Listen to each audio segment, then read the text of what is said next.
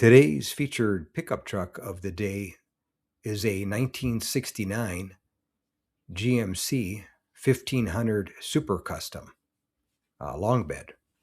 And this one has been restored as a 350 V8 and an automatic transmission, tilt steering column. And this one had the two-tone paint, the green and the white belt, and the matching green houndstooth interior.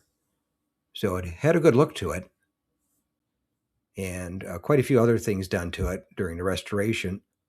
And it bid to $19,000, but did not sell at a local classic car and truck auction that I went to recently. And this one was a pretty nice truck that may have been the money for it. Sometimes the long beds are less desirable, most of the time, actually. So that probably was the number for it, but apparently the owner wanted more than that, so he took her back home. Sometimes that's the way it goes.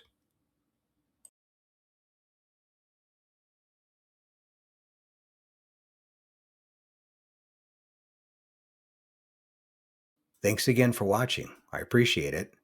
And by the way, here's a couple of videos.